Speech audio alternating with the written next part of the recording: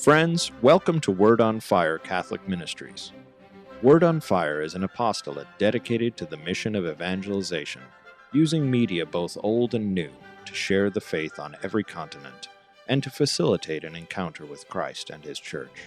The efforts of Word on Fire engage the culture and bring the transformative power of God's Word where it is most needed. Today we invite you to join Bishop Robert Barron as he preaches the gospel and shares the warmth and light of Christ with each of us. Peace be with you. Friends, the gospel for this weekend is breathtaking. First, in what it says about Jesus, and second, for what it says about us. So, turning to the crowd following him, Jesus blithely says, "If anyone comes to me without hating his father and mother, wife and children, brothers and sisters, even his own life, he cannot be my disciple." Now, other versions of this in other Gospels revise it slightly but keep the same meaning. Unless you love me more than your mother and father, more than your very life, you're not worthy of me. Now, I'm going to suggest let's all perform a little thought experiment. Could you seriously imagine any other religious leader or religious founder saying such a thing? We could imagine crazy people saying such a thing. But seriously, do a thought experiment. Can you imagine any other religious leader or founder who's sane saying such a thing? Could you honestly imagine Muhammad saying it? Well, no. He might say, unless you love the Quran and its teaching more than your mother and father. Could you honestly imagine the Buddha saying it? No. He might say, unless you love my teaching, the Eightfold Path that I've discovered more than your mother and father, etc. Could you imagine Moses saying it? No, seems to me. Perhaps he would say, unless you love the Lord, unless you love the Torah more than your mother and father, more than your very life, etc. But none of these figures, and I say it to their credit, none of these figures would say, unless you love me more than the most lovable things in the world, you're not worthy of me. None of them would say, unless you hate the most lovable things in the world, you cannot be my disciple. But see, this is precisely what Jesus says. And it makes all the difference. For he's not one religious founder among many. He's not one prophet of the truth in a long line of prophets. Rather, he's the one to whom all religions, directly or indirectly, point. He is in person the truth to which all the prophets testify. Now see, what's borne out here is C.S. Lewis's great point that Jesus compels a choice the way no other religious figure or founder does. Here's the choice. Either he is who he says he is, or he's a bad man. I mean, you could say he's insane. You could say he's egomaniacal. You could say he's crazy. But the bland middle position that a lot of people from Lewis's time, very much to our time, will take, that he's a great religious teacher, simply won't do. See, in the presence of the one who makes such an extraordinary claim, we have to make a decision. Does that make sense? You see how he compels us? What we can't do is adopt this kind of, nice smorgasbord approach where, I like a little bit of this, a little bit of that. I like this from the Buddha, this from Muhammad. Oh yeah, and Jesus says nice things too. And isn't he interesting? And I like him to this degree or that. No. In the light of what he says here, we have to make a choice. Either we're with him all the way because he is who he says he is, or we should be against him. And now, if you think I'm putting words in his mouth, that's what Jesus himself says, isn't it? Either you're with me or you're against me. Either you gather with me or you scatter. That's why, see, in the presence of these words for today, we're put on very holy ground, even though it's kind of uncomfortable ground.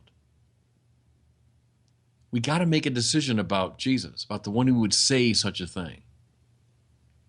Okay, so that's the extraordinary thing that this gospel says about Jesus. Now, in light of that, let's turn to what the gospel is saying about us. Once we make the decision for Jesus, once we determine that he is in person the supreme good, then listen, every other claimant to supremacy must fall away. Let me say it again. See, once we make the decision for Jesus that he's the supreme good, then every other claimant to supremacy must fall away. Now, as I've said to you many times before, every one of us has something, or we have some set of values that we consider greatest.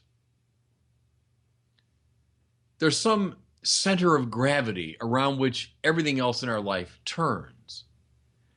There's something, if you want to put it in biblical terms, that we worship, highest value. What do you consider highest worth? And everything else revolves around that. Now, perhaps it's money and what money can buy, material things. A lot of people, if they're spiritually honest, will admit, yeah, that's the center of gravity. Everything else in my life kind of revolves around that. All my decisions are either about that or they're in relation to it. Or maybe it's power and position.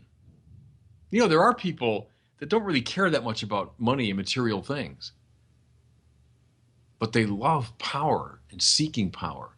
You know, look at it from the great literary works up to the present day with our presidential elections. I mean, it's a favorite theme of a lot of writers and so on.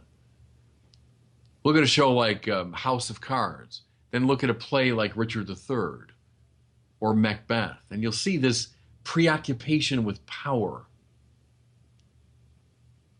Maybe it's not money and material things, maybe it's not power, but maybe it's the esteem of others. You know, for a lot of people, that's a hugely important spiritual value. That people like me. I see it, for example, in kids, especially when they get in the teenage years. I mean, why are teenagers often so almost paralyzed with anxiety? Because they're so concerned about the esteem of others. They're so concerned that people think they're cool, that they're among the cool kids, etc., that this becomes the center of gravity. All their decisions will focus on this one. For some people, maybe it's their country or their political party.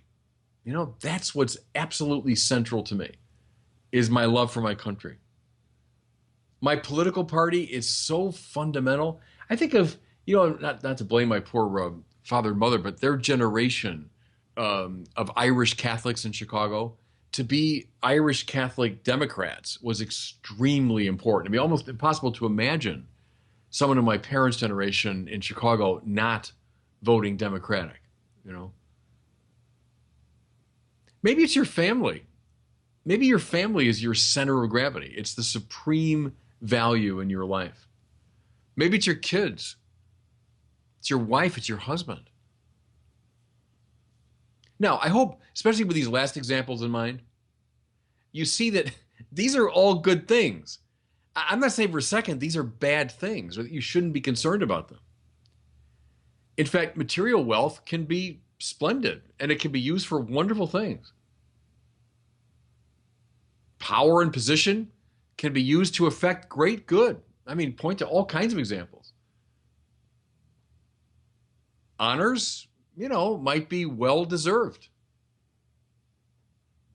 Your country might indeed be worth dying for. Your political party might have admirable ideals. Your own ethnic group might be wonderful, all kinds of great qualities. Your family, I mean, as far as you're concerned, and you're right, they're the greatest family in the world. And they draw forth from you your most powerful protective instincts. So again, mind you, none of this is false. None of these things are bad. However, and here we come now to the heart of it. When you place any of them in the absolute center of gravity of your life, things go awry.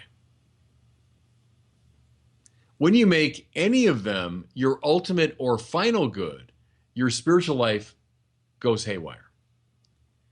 When you attach yourself to any one of them with an absolute tenacity, you will fall apart. It's a hard truth, everybody. I know it is, because think of the things I just listed. And you say, those are, especially my family? Heck, my mother and dad, my kids, are you kidding? Of course they're the central value of my life. Listen again to Jesus now. When he speaks of hating, unless you hate your mother and father, unless you hate your children, he doesn't mean you should consider your family or your children or your country or your wealth hateful, but rather what? That you must detach yourself from them lest they become idols. That makes sense. Everything will hinge on this. You must detach yourself from them lest they become idols. And only in this way are we truly ready for mission. Now, here's the third sort of act within this powerful reading. Keep in mind that every single encounter with God in the Bible conduces to mission, to being sent to do the work of the Lord. If we try to do this work while we are stuck in any number of our attachments, we will fail, period. If we try to do God's will while we are worshiping something other than God, we will fail. And that's why in every great spiritual master, we find this insistence upon identifying and ridding oneself of attachments. So St. Ignatius urges us in his Latin, agere contra, to act against whatever is holding us down.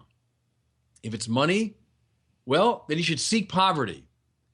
If it's pride, we should embrace humility. If it's honors, we should actively seek to be dishonored.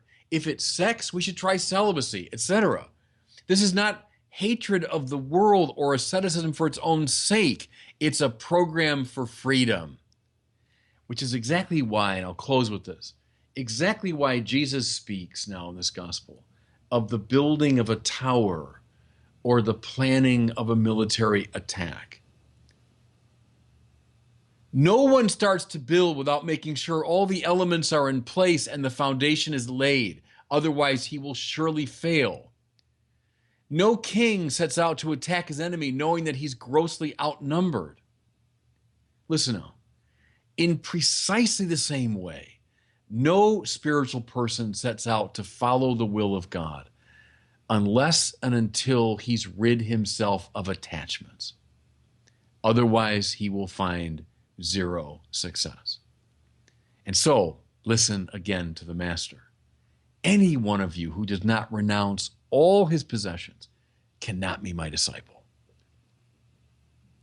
Detachment is the key to freedom and therefore the key to mission. And God bless you. Thank you for listening to this week's homily from Bishop Robert Barron. For more resources from Bishop Barron, please visit wordonfire.org.